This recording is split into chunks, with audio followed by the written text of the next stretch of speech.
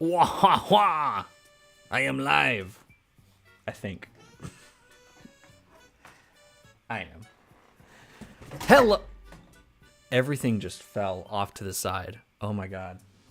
Yikes. Round 2.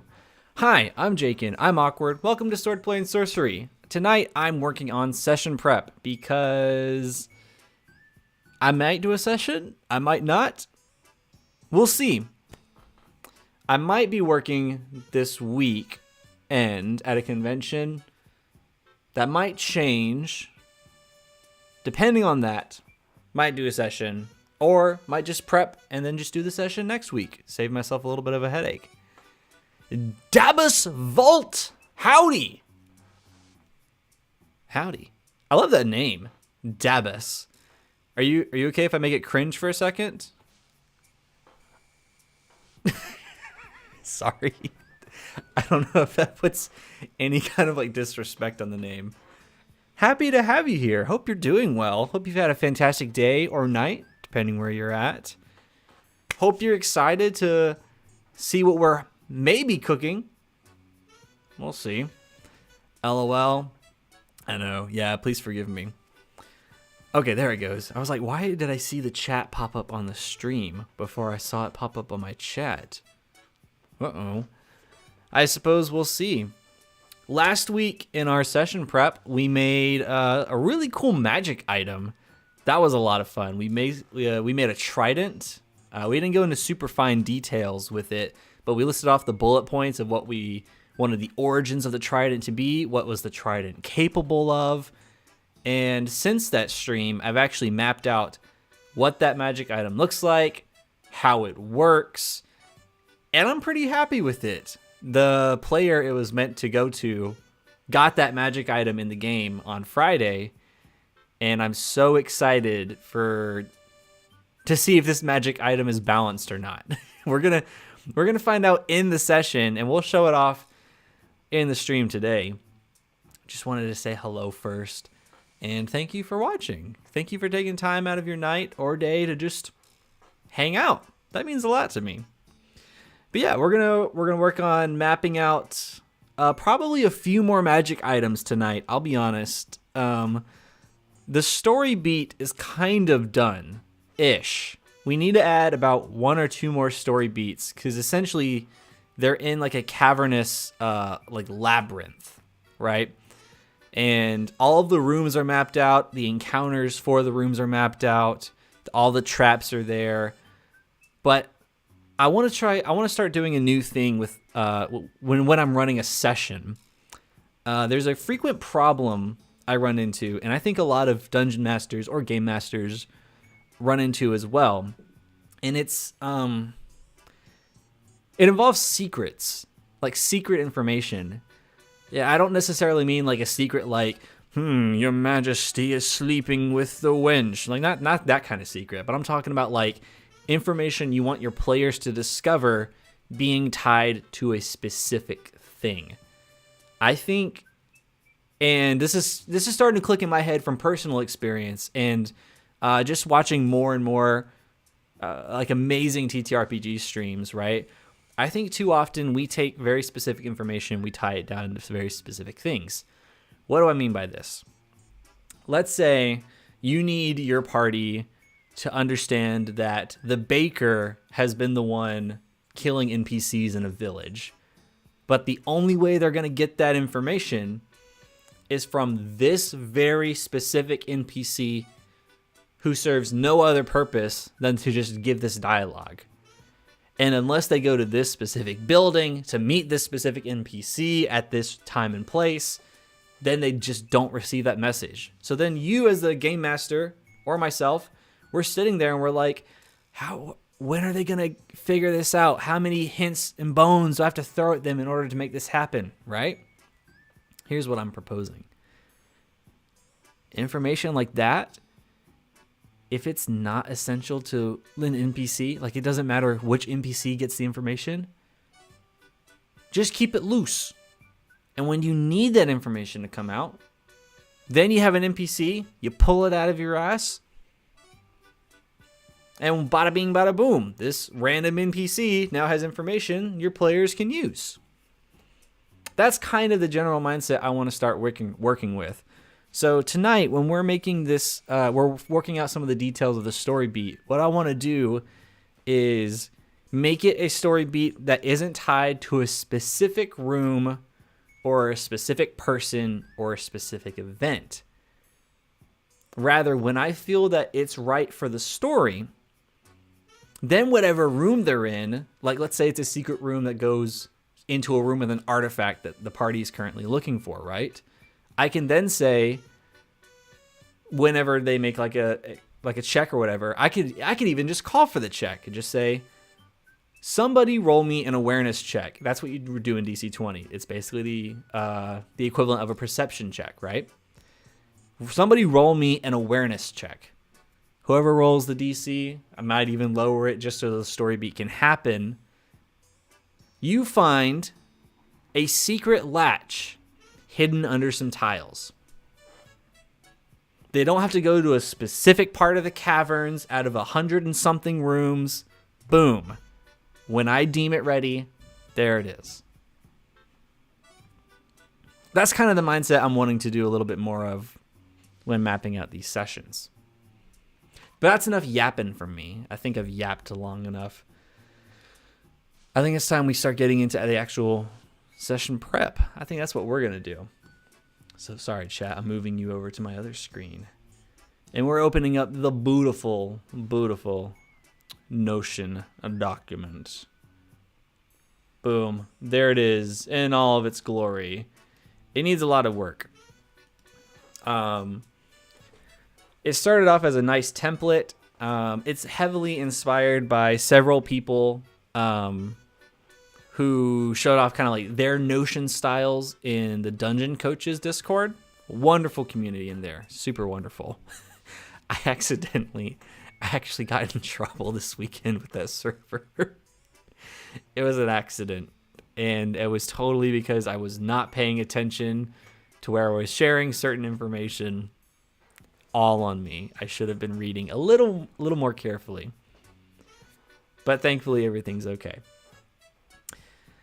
But yeah, there's things that aren't working for me about the way I've been laying out the sessions. So what we're going to do is we're going to take this session, we're going to put it into the archives in the campaign tracker, and we're going to establish a new template. That's what we're going to do. So we need all of the text from session 4, and we just need to carry it over because it worked, but it no longer works for me. So we're going to do Command C. Go to our campaign tracker. There was no point in doing Command C before I've already... Yeah, okay. So here's what we're going to do. We're going to actually wipe this. We're going to call this session template, right? And we're just going to take all this. Whoa. Yeah, there we go. Just highlight all of it. Delete. Delete. That's not how you spell template. Apologies. Okay. So we're going to go into next session 4. Command A. Command C. Campaign tracker. Session template. You won't believe what I just did. I need the session template in order to do what I'm about to do. We're starting off strong tonight, chat. Okay, session 4. Now we select all of this. Command A, Command A, Command C. Boom. Tracker. Session 4.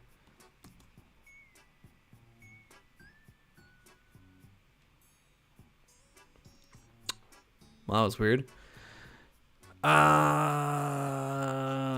Turn into... You know what? We'll just click into it. We have this now. We are going to take this because this is a sync block. I don't really need the sync block anymore. So we'll toggle this. We'll say in bold, recap. Command V. Boom, we have a recap. Command A. Command A. Oh, whoa, whoa, whoa, whoa, whoa, whoa, whoa, whoa, whoa. I love Notion. Okay. But yeah, this is what a template looked like. Or not really a template, but just like my sessions, right? They're all like, I read them left to right. They're on my MacBook. Start off with reminders. What do I need to remind the players about? Last time on Swordplay and Sorcery. Have all the bullet points from last session entered into ChatGPT. Hey, make me a description I can read out loud to my players. Make it sound cool. Make it sound epic. Throw whatever it types in there, double check it, make sure it takes some things out that are irrelevant or not important, and boom. Then you have scenes. Scenes are always in purple. Sometimes they're detailed. They have paragraphs that I read out loud to the players. It's kind of clunky looking. The only thing I like are these little page links that I made that go to like specific locations. It's like they have details about the exterior, the different rooms in there, some of the books that you can find in this library, right? Love all of that. But yeah, it's just kind of janky. And then the NPCs. Love the NPCs. Shout out to Mortal for making life so easy with that. So yeah, here's what we need to do. We need to take all of this, delete and unsync copies. Unsync.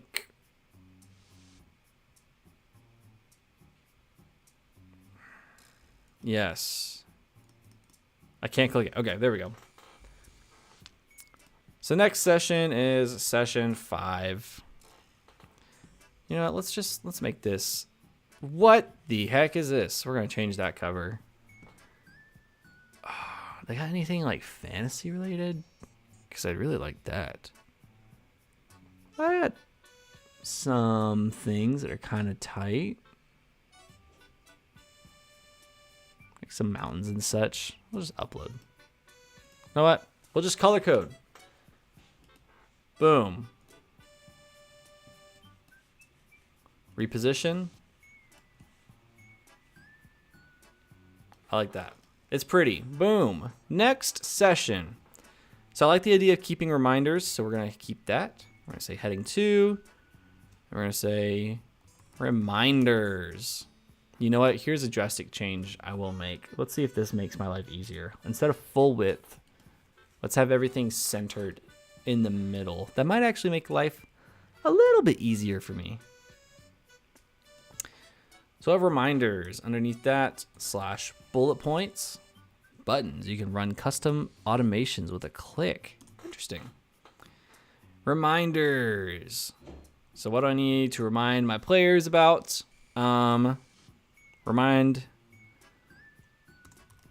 Make sure the players have the map of the caverns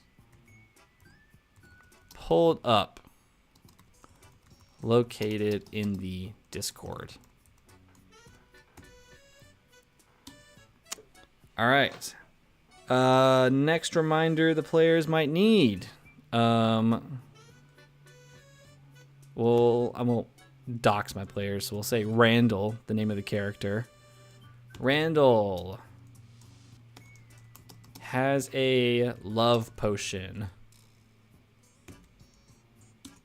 And then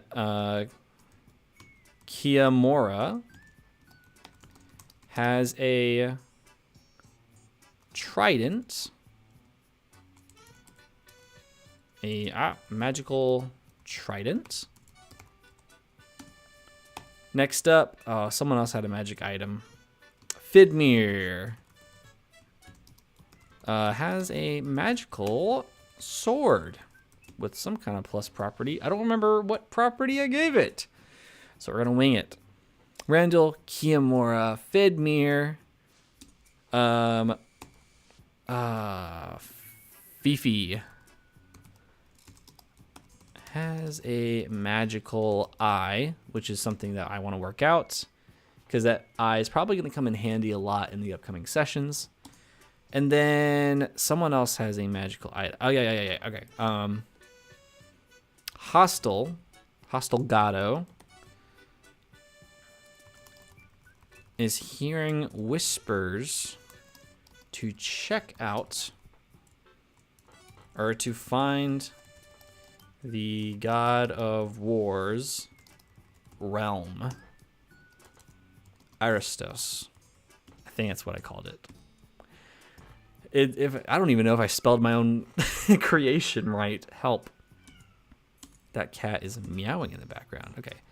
Divider. Boom. All right, so we have our little reminder in there. Nice. I like that. It's pretty clean so far. Let's see. We'll just play around with motion for a second. If I wanted to make this like blue, right? Ooh, I like that. What if we make it blue and then make the text yellow? I don't know. Do I like the blue and yellow, or do I just like the blue with the white text? Which is more clean? Which is easier to read? Like if I'm a DM and I need a quick glance, know where I'm at on the page. Do I have an easier time looking at it with a blue bar and white text, or a blue bar with yellow text? If you have a preference, let me know. I'm open to ideas. That's what we're here for. We're here for collaboration. All right, next up is the glorified, we need to figure out the recap. So we're going to put down /heading 2, all caps. We're going to say recap. I think we'll do the same thing until someone says otherwise. Or should different color bars mean different color things? Maybe that's how I tell where I'm at. Maybe that's how I tell what I'm doing, the different color bars. Blue and yellow looks nice. Reminds me of a platypus. That's cute. I like that. Well, Dabus, let me know what you think. Do you think each section of my DM notes should have a different color bar for different things? So like for a recap, maybe it's not a blue bar. Maybe it's like, I don't know, maybe what is recap? What color is recap? Yellow comes to mind. Maybe it's yellow with white text. I don't know.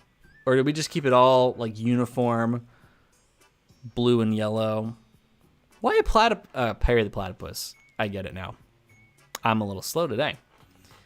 Or maybe it could be like green in a different color. Then again, blue is looking pretty clean. What about purple? Purple kind of pops, I'm not going to lie. I think it helps having the dividers, all caps, definitely a bar of some kind. All right, I'll change this back to blue for now. We'll see what Dabus thinks. It's only Dabus's opinion that matters to me. All right, recap. So I need to make life easier as a DM, right? Because obviously I'm not going to have time to write detailed paragraphs every single time I DM. It's just not realistic. My weeks change so drastically. One minute it's a pretty light week and I could write a whole novel of a session. And then others I'm like, I just need bullet points and I need to go, right? So I think the best of both worlds is I need to design a bullet point structure for my Dungeon Master notes that if there's more time, I can then further elaborate those bullet points. Maybe that's how I do things. Color-coded notes are good for formatting and easy memorization. Dabus, you got it. You absolutely got it. I think recap will be red because it's urgent. We're not going to keep it red and yellow. I dab on them haters because Dabus told me to. All right. Recap. If you think of a different text color for the red bar, let me know. All right. So we're going to say slash bullet points.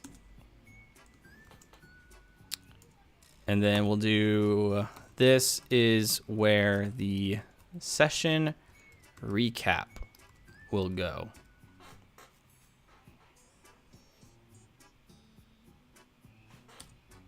I was wondering what I did wrong. I was like, something doesn't look right. And then, yeah, there we go. Actually, let me see something, because we kind of have a template in here. We have the session prep checklist. These are things that I need to hit every single time. Reflect on character goals and connections. What do the players enjoy? What are the players' goals, side goals, and progressions? Outline potential scenes. Bullet point branches of it. Oh my god. All of this is here. Well, that's kind of embarrassing. Secrets and clues. Key NPCs. Session start. Fantastic locations. Monsters reward. So this template is suggesting I have all this information before I even see the session start. Interesting. Outline potential scenes. Bullet point branches of potential scenes. Few words. Okay. I kind of like having that. Outline potential scenes. So let's go back into our session. We have our recap. Maybe the recap goes a little later, right? Oops.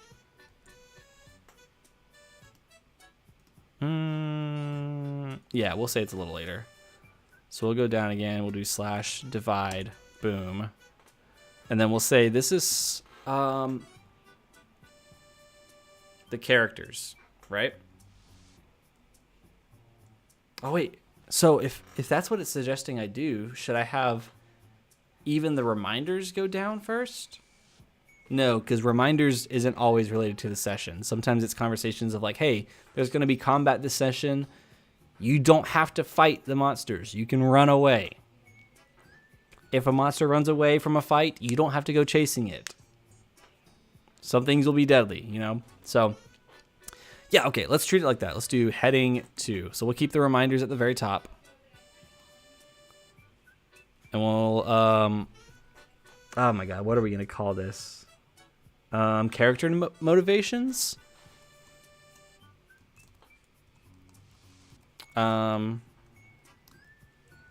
Character goals. How about that?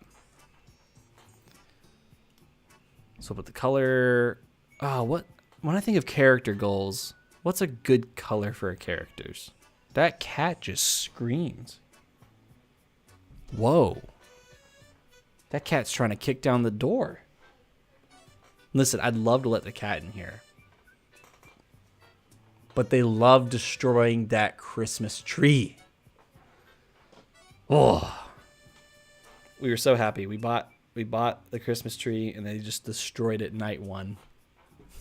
Love my cats.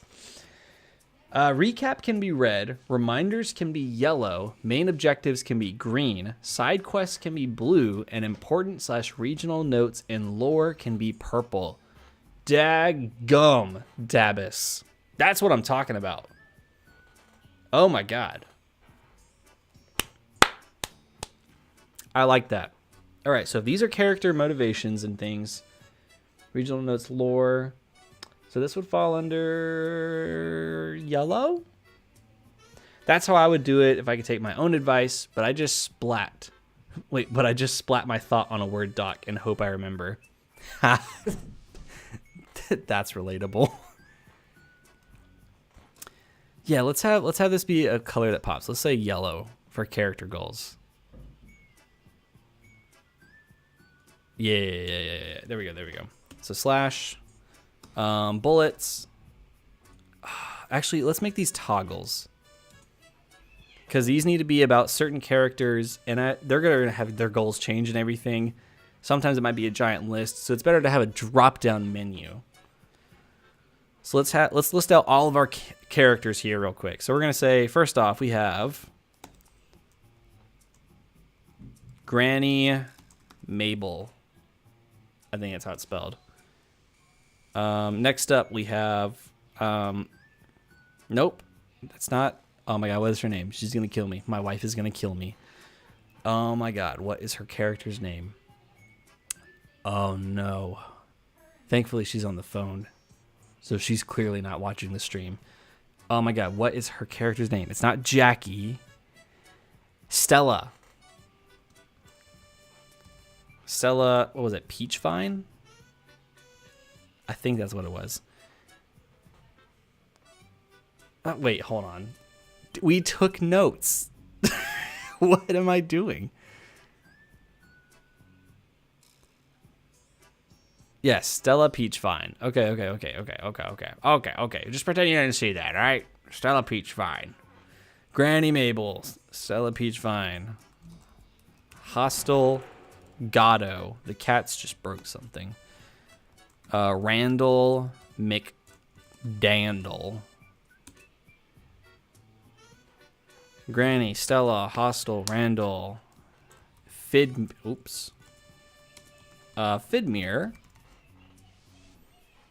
What is Fidmere's last name? Fidmere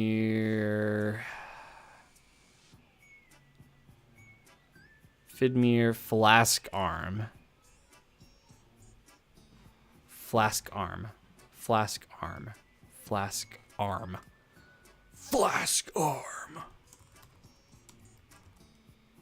It's kind of badass, not gonna lie. Kiamora Salt Lung. Pretty sure that's what it was. Kiamora Salt Lung, and then we have other characters now. Now we have Fifi, whose name I can never pronounce, and then we have Velza. Oh my god, I have a huge party. Here's what we're gonna do, right? We're gonna do / bullet points. The current character's goals. I'm gonna put this italicized. Protect Stella.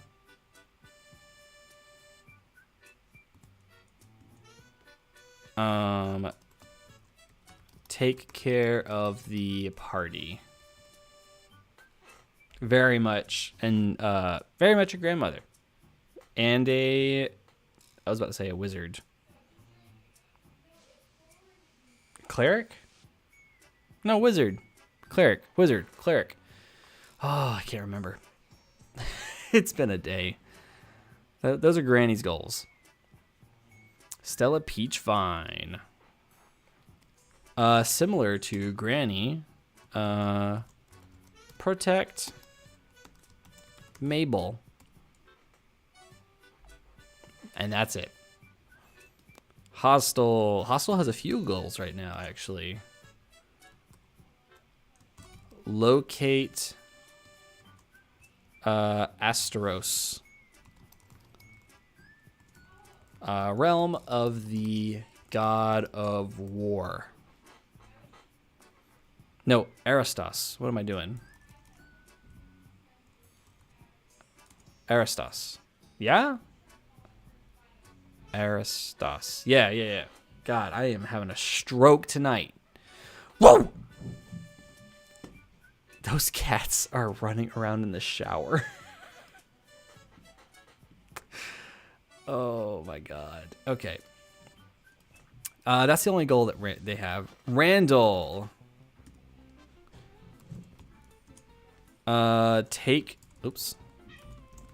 Take down the Silent Scribe. That's basically it. Silent Scribe is currently the arc that they are in. They're hunting down a serial killer who is using them to take down corruption in the city. So not only do they need to take down corruption, they need to figure out who the Silent Scribe is, because if they don't obey the Silent Scribe's wishes, he starts murking more people. So take down the Silent Scribe. Eliminate corruption in Nanda Parbat, which is the city that they are currently in. Fidmere. Fidmere has interesting goals. Spread communism. You always gotta have the one player, right? Marcy, what's good? Howdy. I miss you, Marcy. Spread communism. And figure out. Oops. Nope. Figure out the magical properties of their new found sword. Figure out a use for the magic beanstalk powder, which they are treating like cocaine, but using it as a way to kill people by sprouting like mini beanstalks inside of them. It's crazy. War crimes are being committed because that's what you do in D&D or DC-20. Either work. Kiamora Salt Lung. They don't have a super big goal at the moment. Howdy, miss you too, but gorge. Oh. We gotta play Overwatch again sometime. Or something that doesn't make us angry. I just want to play video games again. But, you know, Connor had to be at PAX because he's cool. I'm very jealous he got to go to PAX. It looked like he had a blast. Kiamora Salt Lung. Make the goddess of the sea proud. Proud and become her true champion. I think what I'll do at the beginning of each session too is I will ask the players what their character's current goals are and then maybe update this as I go.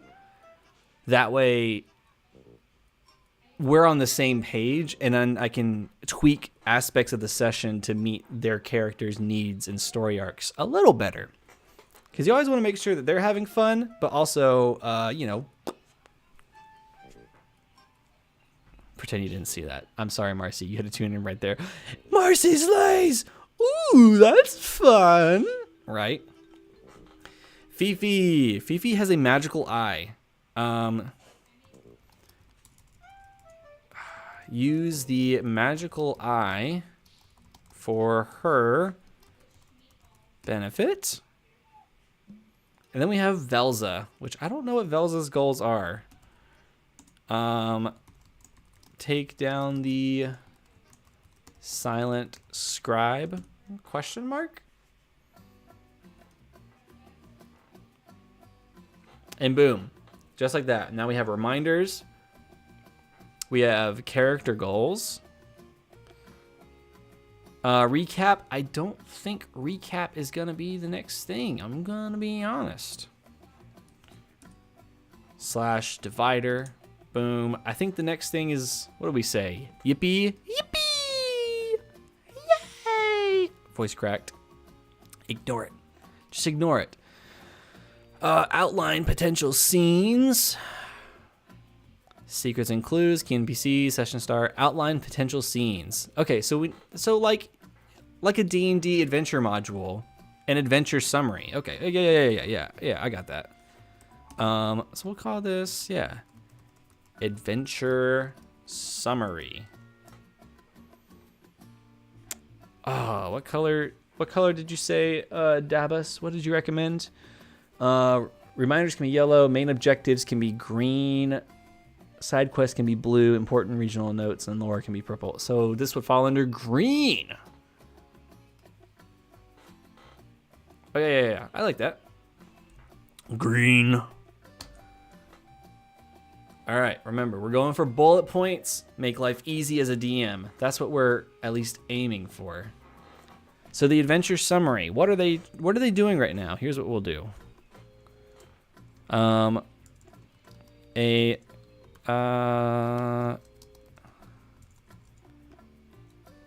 we go. We'll say a serial killer who has taken to calling themselves the Silent Scribe has lured the party into doing their bidding.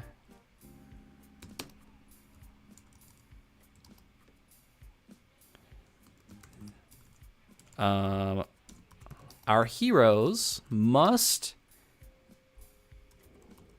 eliminate the main source of corruption in the city of Nanda Parbat.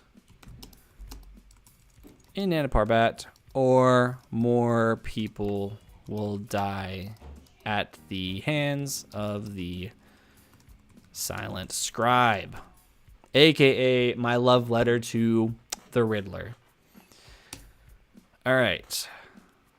So that's the main overall adventure summary, right? Like that's the goal, right?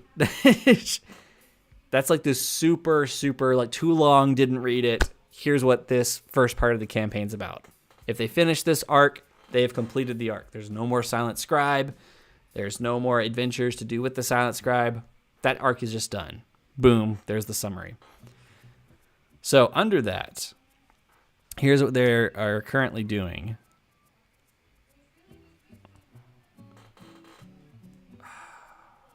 Hold on, how do we want to format this? So that's a good reminder because yes. Oh my God, Marcy, you leveled up. Let's go. So that's a good reminder for me as well because my brain can be so easily broken, one by player decisions in the game, but also just keeping track of so many things when running a game. So there'll be times where they'll be like, yeah, and we're supposed to be doing what exactly? And I will just freeze because I'll be like,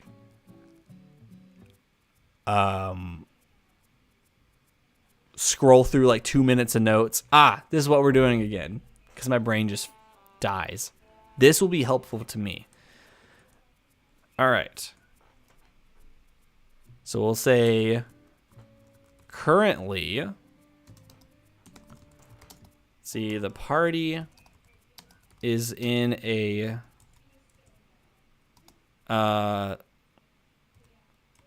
catacomb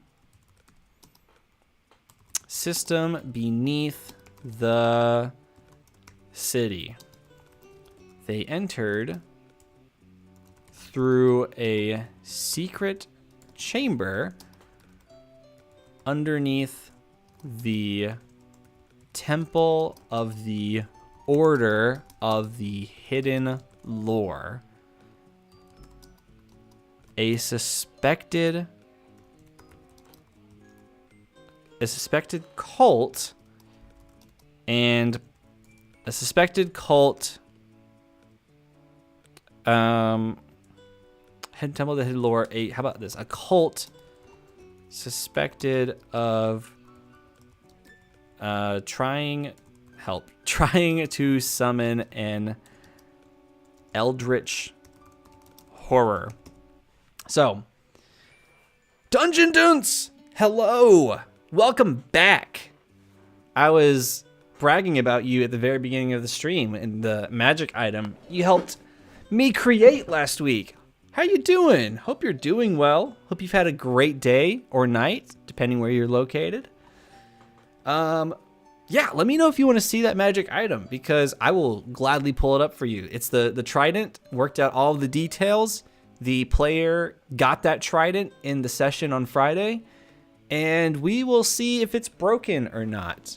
I technically haven't sent the official stats for it yet, so if there is something you poke out. If there is something you point out about it that probably should be reworked or fixed, let me know. I will gladly bring it up and we can totally workshop that.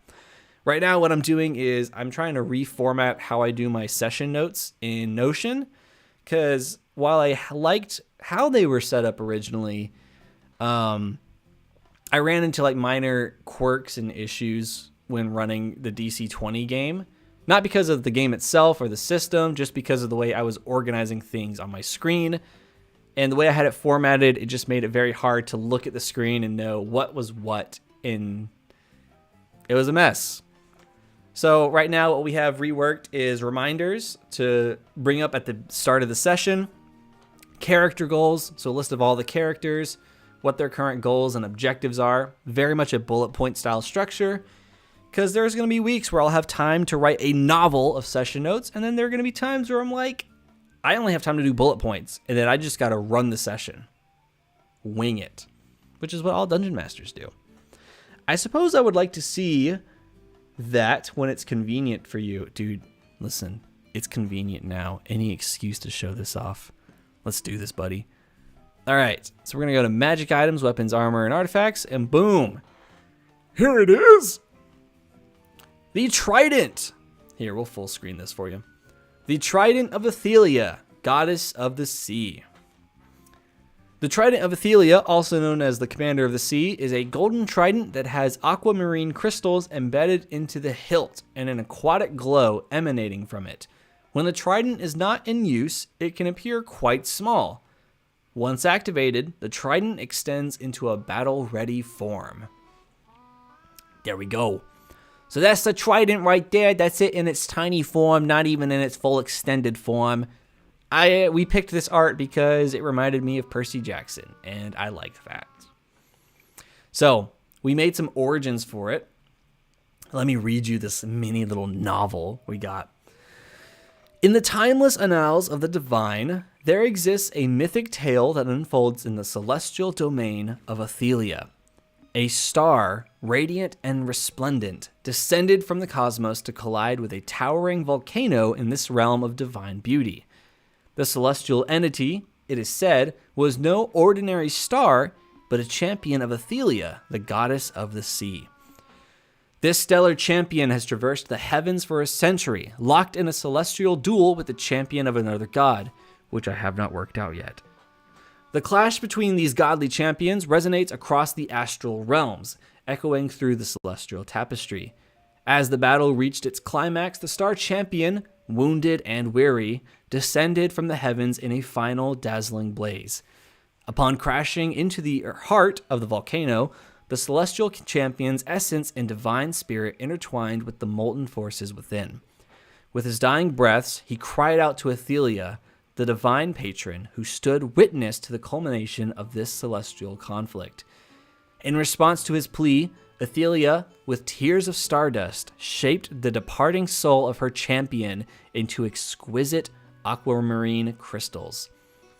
These ethereal crystals, imbued with the essence of the fallen star, become a manifestation of the celestial warrior's enduring spirit.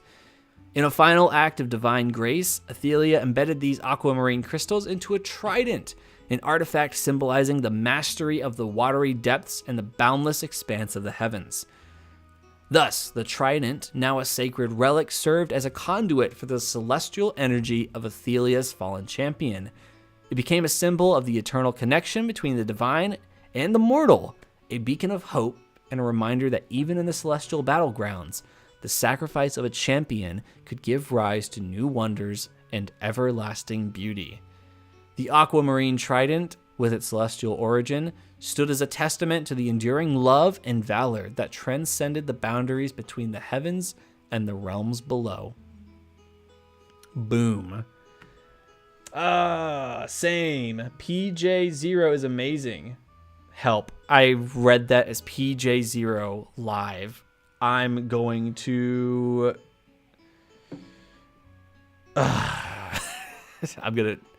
Can't believe I just said that. Yeah, Percy Jackson is amazing. Are you excited for the TV show? I was very excited for the TV show, and I'm looking forward to watching it. The more I'm seeing of it, the less I'm getting excited for it. I've unfortunately become kind of like a cynical old man when it comes to TV shows and movies. So I just keep getting let down over and over again, and I'm just like, I hope it's good. I really hope it's good. Man. I just hope it's good. I don't want to be let down by it because I genuinely might be a little heartbroken if Percy Jackson and the Olympians is not where it's at. But yeah, I will be there day one. Capabilities of the magical trident. Only those deemed the true champion of Athelia can unlock the dormant potential within the commander of the sea. Should one not recognize... Oh my god. Look who's calling. Look who has the audacity. Hello, Ian. You're live. I got a question for you. I have an answer. Dang. Remember when you had to cover for Connor and one of the parks because Parks was asking you about him? Yes. Was that this year? Yeah, I think it was. Yeah. It was like around July 4th because he was at the park. Yeah, we were at Lady A for that. Hey, chat says hello, Ian. The chat says hello. Oh, hey, what's up, chat? Well, hey, someone needs to clip this. That was when Jacob was still, living here, though. Yeah, he was thinking about the big story, and he thought that was, the same year, or same week. No.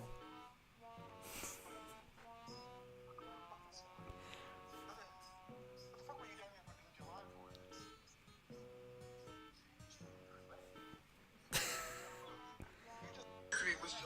Connor and Ian recently moved in together, and they are like an odd couple now. Shit, you're crazy. I'm not crazy. They bicker. I'm not crazy. That's all they do. You have a good stream. I'm about to argue with Connor for a minute. Okay. All right, so yeah, thank you for clarifying that. Yeah, no problem. Bye. All right, see ya.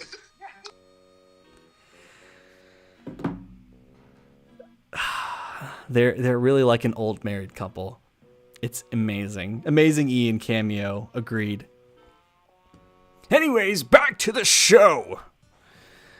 Only those deemed the true champion of Athelia can unlock the dormant potential within the commander of the sea. Should one not recognize or the champion attempt to wield this divine relic, an inexhaustible surge of water floods their lungs, an internal drowning that echoes the wrath of the watery depths. Why did I do that? An inexhaustible surge of water floods their lungs. I see now. I was like, grammatically, that doesn't make sense. It does make sense. For the righteous champion, however, mastery of the commander of the sea unveils a celestial inheritance. The powers of the fallen champion are summoned at their behest, a harmonious blending of divine energies echoing through the chronicles of Athelia's sacred domain. Boom. There we go. They have been married for 40 years. The love is still there. It's truly inspiring. Anyways, yes. So weapon stats. The way weapons work in DC 20. When you roll a D20 to attack somebody, you are rolling to see, one, if they hit, and then, boom, that's it. You just roll to see if you hit, and then you already know the damage. So let's say, let me explain this weapon stat to you. So we have the commander of the sea. The one at the front just means the quantity. That's it. So there's just one trident. The name of the weapon, Commander of the Sea. It does 3 or 4 piercing damage or pierce damage, and it is versatile, meaning it can be one-handed or two-handed. So let's say your physical defense is a 10, and I roll a 10, and I'm attacking with 2 hands, right? It's then 4 points of damage. That might be a lot. If the sword got nerfed with the new update for DC 20, I might have to nerf this. We'll see. This is where we're going to see if we've broken it or not. We'll also see when it actually gets used in combat. But yeah, 3 damage or 4. I believe it's 4 if it's thrown. I'll have to double check the rules. But yeah, 3 or 4 damage. Maneuver. You can spend one of your action points. You get 4 action points. You spend them on your turn. You can spend them off your turn. If you spend them off of your turn, when it does get to your turn, any that you spent not on your turn, those suckers are gone. Thankfully, action points reset at the end of your turn. You can spend one of those 4 action points on a weapon maneuver, which it has listed on here. You deal +1 damage, and the range of your attack check is increased by 1 space. That's another difference in DC 20 compared to Pathfinder or D&D. You don't measure things by 5, 10, 15, 20. You do it by the squares. 1 square is 1 space. Super easy. I don't know what 4 compares to. I need to know the average health of a character. Luckily, I can show you that. Check this out. GM Binder. The player characters. Nope, I'm wrong. Don't listen to me. I'm a liar. Boom, right here at the top of the screen. This wonderful chart was made by, their name is Mortal. They're in the Dungeon Coach Discord server. They've been killing it with assets, including taking the time to take the monsters from 5th edition and converting them to DC 20, which has been huge. Love that. So health points over here. You have the average level, right? And then this is super helpful for making NPCs and monsters because I can go, okay, does this need to be low, a medium, or a high kind of creature? Once I'm a category, the rest is easy. So low hit points 4, medium 8, high 12. That's about right. They're at level 1 right now for clarification. So these are the health points. Then you have mana, which is what you use to cast spells instead of spell slots. I want to say I don't have any hybrid caster. No, wait, hold on. I have a paladin. Yes, I have a hybrid caster. So yeah, most of the party is either 6, 5, or 0. 4 seems like a lot. That's what I'm thinking too now that I'm reading it. I don't know if I can show the PDF for the game, so I'm not going to. But let me check something, because I know it based it off of the trident in the game, but let me real quick see what's up with that trident, right? Because that might mean the trident is broken if I just straight up based it on the trident itself and didn't up anything. So trident is a type of staff. No, it's not a type of staff. A type of staff. It's a spear. So it is a light weapon, and it normally does 2 or 3. Let's see. I agree with you that 4 does seem like a lot. You know what? Here's what we'll do. In the game, it tells you it has a very super small section on magic weapons, right? Like an incredibly small section. Magic weapons.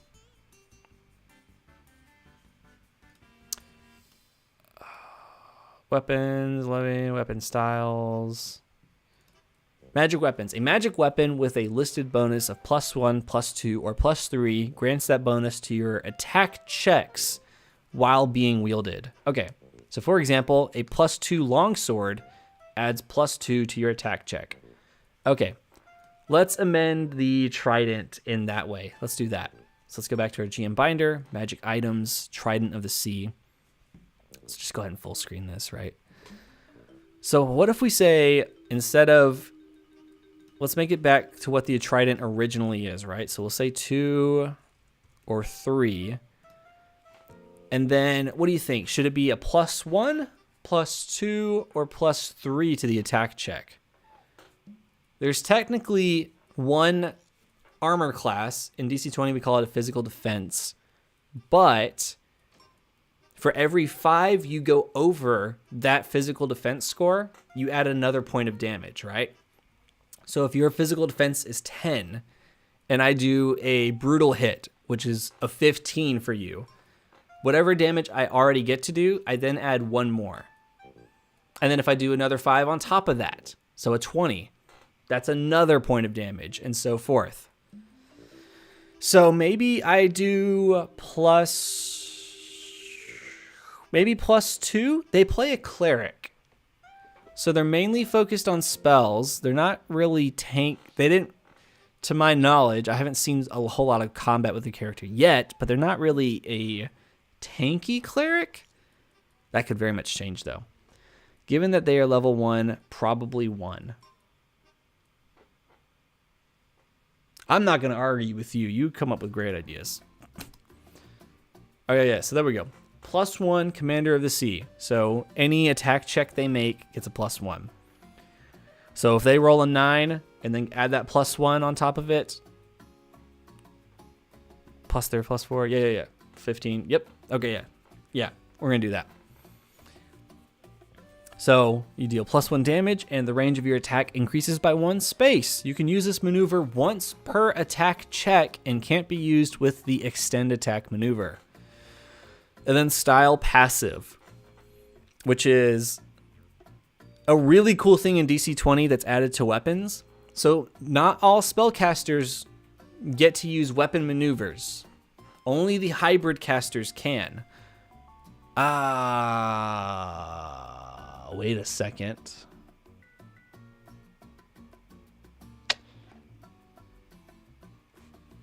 I put the style passive there in case somebody else uses the weapon. But if anyone who is not deemed the champion uses it, they die because they internally drown. So does style passive, or does the weapon maneuver even matter? Should it just be left at the style passive? Maybe you could increase it as their level increases, though. Ooh. Yeah, hold on. That's kind of tight. So right now it's saying, let me see. In the PDF right now it's saying +1, +2, or +3 for magic weapons. Unless that changes in the 0.5 update in a few days. What, you take the 20 levels, divide it by 3. So it'd be like a good little milestone before +1, +2. I like that. As they level up, maybe, okay. So here's one of the things that we talked about Dungeon that we've implemented into this, and you'll see it come up in a second.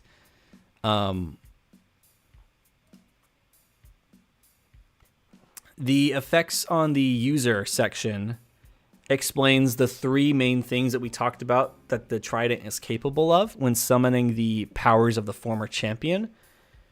Once that slot has been used, like once a summon has been used, they then cannot use that summon again until the Trident is fully recharged at a sacred site of Athelia.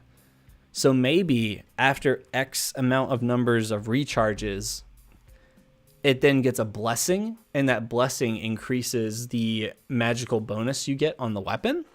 What do we think of that? Maybe X number of recharges at sacred sites equal a certain number of blessings, or plus one blessing, right? Maybe. Thoughts? Question? Game designing. Let's go. Let it scale so it always remains good. Oh, I love that concept.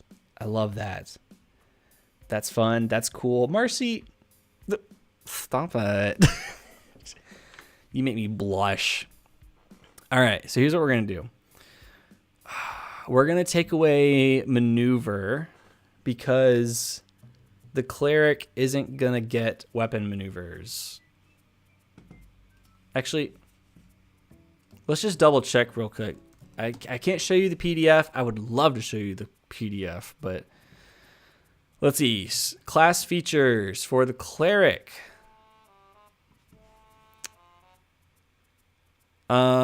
You get combat masteries in light weapons, light armor, you get a spell list. You get cantrips known, spells known, you get mana points. I'm not seeing anything about access to weapon maneuvers. Yeah, okay, it clearly says it in fighter that you get maneuvers and stuff. Okay, so yeah. So no maneuver, that would break it. I'm glad we caught that. Here's what we'll do. So no weapon maneuver because they're playing a cleric, but they get the style passive, which is a really cool thing in DC 20 because even if you can't use the weapon maneuver, each weapon has a style passive trait to it. which is insane. It's the Greatsword has a stupid good one. It got nerfed for the next update of the rules, which comes out in a few days, I think. I think he said December 8th, which I'm counting down the days for that alpha update. I love this game. Sorry, I gotta go. I'll pop back in when I have the chance. It sounds like a good idea, though. Dungeon, thank you for hanging out. Love your face. Get out of here. Have a good night or day, whichever one you're doing. Okay. So yeah, we'll do that. We'll include text here. I'll add it as like a bullet point somewhere so I don't forget. So / bullet point. Rules clarification for summons. Rules clarification for leveling up weapon. And maybe just for rules clarification for sacred sites. Fine, we'll say the weapon. Marcy, you're here. Let me just show you what the summons are. Boom! Ethereal Ally. Costs 2 action points and 2 mana points, and it has a range of 6 spaces. Its duration is instantaneous up to 1 hour. So an instant spell lasts for an hour. Once per rest, the wielder can call upon an ethereal ally embodying the prowess of the former champion. This ethereal champion shares the initiative with the wielder. Shares the initiative with the wielder. Shares the initiative with the wielder. I'll maybe fix that later. The champion is friendly to you and your party for the spell's duration. It obeys your commands. If no command is issued, the champion defends itself from hostile creatures, but otherwise does nothing. The champion disappears when it drops to 0 health points, or the spell ends. Then we got some stats for it. So basically you get like a little NPC. It's basically like summon, is it called summon creature in D&D? That's kind of how I modeled this one. So they get a trident, and they get access to a weapon maneuver with the, that's not right, with the extend attack maneuver. Okay, so I did not clarify what class this champion was. So we're going to say they were a class that had access to maneuvers. So they can use the maneuver. The wielder of the trident, which is Kiyomura, who is a cleric, they cannot use a weapon maneuver. But yeah.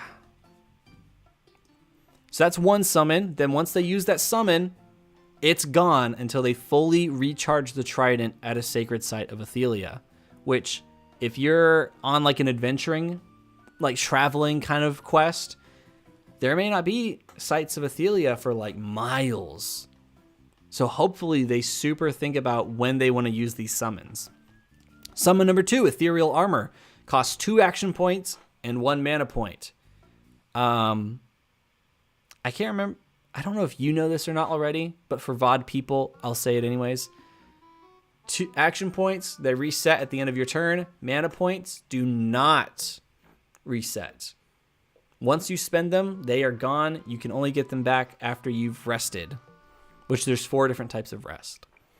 So 2 action points, 1 mana point, self, instantaneous up to 1 hour, concentration. Which now I'm wondering, should armor be concentration?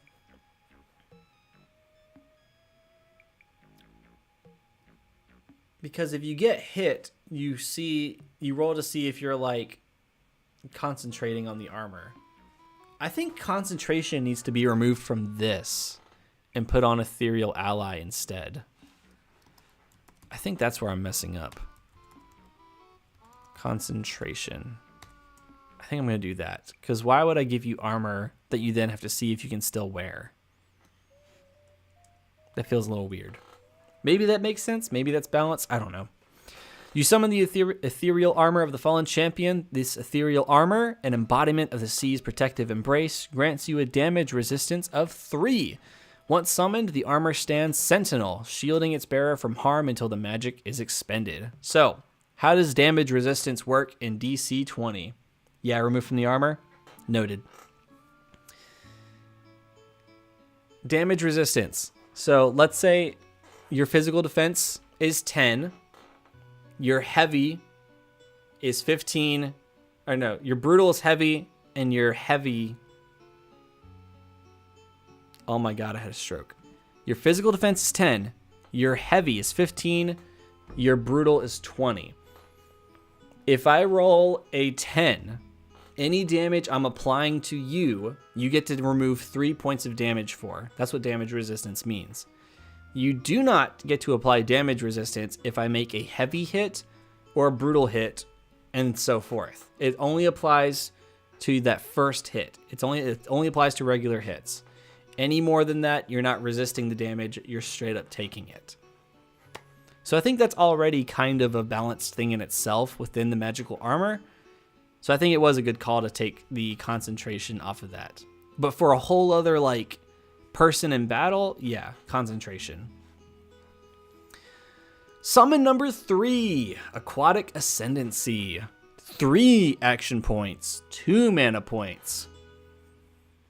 Instantaneous up to an hour. You summon the formidable powers wielded by the fallen champion. You become a conduit for the former champion's might, tapping into the depths of the Aquatic Ascendancy for a limited duration. You gain access to the following spells: Ice Knife, Shocking Grasp, Minor Illusion. So, very nice for this cleric who does not get access to these spells. Boom.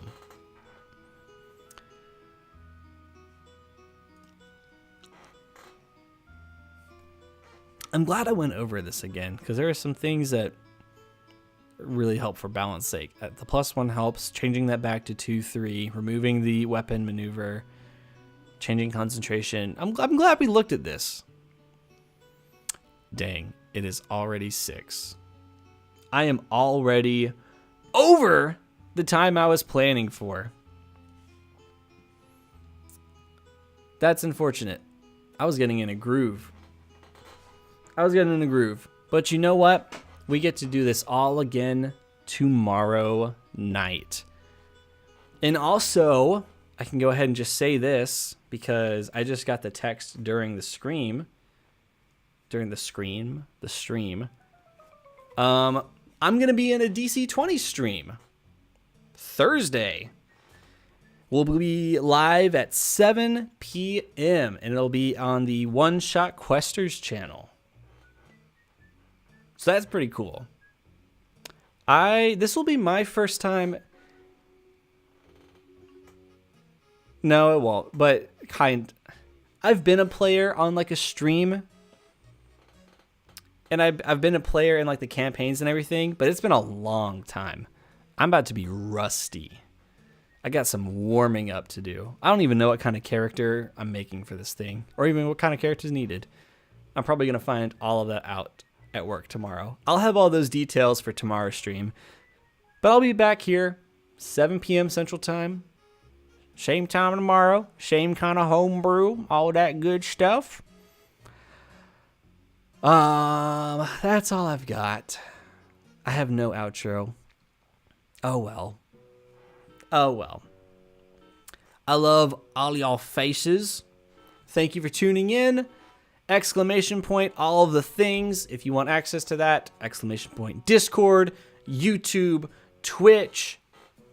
Donate if you want to help donate. Trying to get a new computer.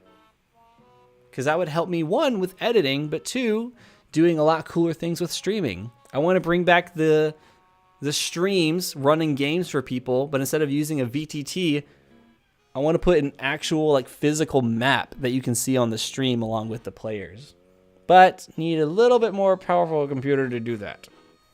Plus, if I can get a new computer, I can finally play PC games with my friends. Who doesn't want that? But that being said, I love all your faces, Adios. Goodbye. Alonzi. Have a good night.